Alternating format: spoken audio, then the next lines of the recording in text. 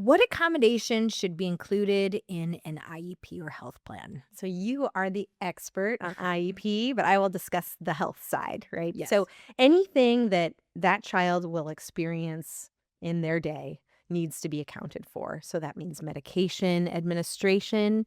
That means maybe breaks. How is feeding going to be done? If we have a feeding tube, I really think that that child should be included at the table because they are indeed eating a meal, even if it looks differently than the way the other children are eating, for example. I love that. Yeah, I think there's, I heard once a push to, "Oh, feed them in the bathroom so that the other kids won't get upset," and I think, "Come on, like, Yeah. include this child." Yeah. And I think that's really what it comes down to is inclusion, right? So, how can we help this child to be successful in an academic sense, also in a social sense, and have a regular, life experience in the community as best as they can? I think that should all be included in the IEP. So, we're talking about, oxygen administration if needed, medication, feeding, any sort of, skin care for certain kids that have, skin needs, wound care if that does occur. Um, Sometimes you might need a one-to-one nurse. It really just depends on what the needs are of that child.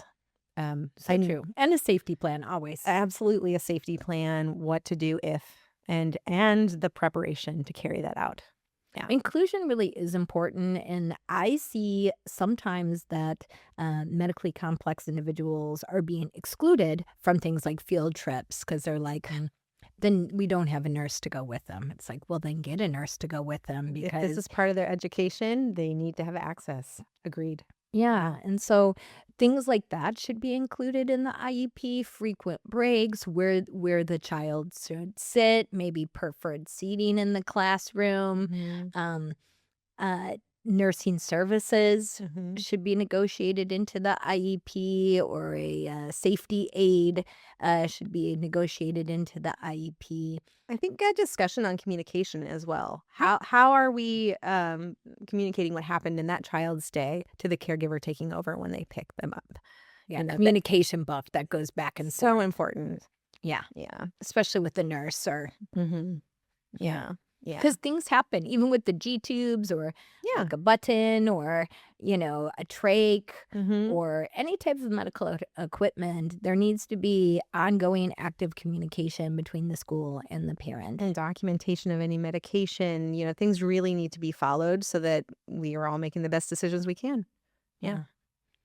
But take the time to get a letter from your doctor Mhm. stating what he or she feels will be important accommodations. A lot of times we do that. We get the doctors to write us notes for the IEP process that say he needs certain accommodations. Like, so he needs one on one to be with him. Throughout the day for attention and safety reasons. He needs toileting care. Yeah, I was gonna bring that up Yeah. as well. Yeah. Yeah. So someone to be with him in that. They may need headphones, Mhm. right? For sensory issues. So the doctors a lot of times will write those notes as well. Mhm. One thing that really irks me in the IEP process is so often there's the school nurse and we're dealing with a child that might have complex medical issues, comorbidity with autism. And the nurse will be impact of disability, and they'll be like, "There's no physical impacts of autism on the child," the nurse's report will say, and just every time I hear that, I just think, "We need to do better there." I think we do need to do better. I'm actually very curious, as I've never, really been involved in the school system as a nurse, Yeah. what that assessment looks like and what that really comes down to. I'll have to reach out to someone I know for I more think information on that. that assessment just means they're gonna talk to the parent. Oh, really? Yeah, they don't run any formal assessments that I know of, but I think a Huh. safety plan, medication distribution times, that should be gone over, allergies, Absolutely. Yeah. toileting care, Mhm. cleaning of materials, breaks if needed. Some of these teachers are like, "They cannot have a break." I was like, "He needs a break." Yeah. Yeah. So I would recommend putting breaks into the accommodations as Mhm. well if you see signs of distress.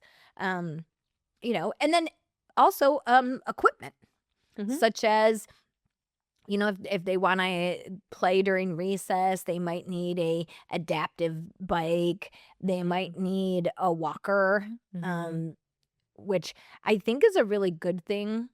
Yeah.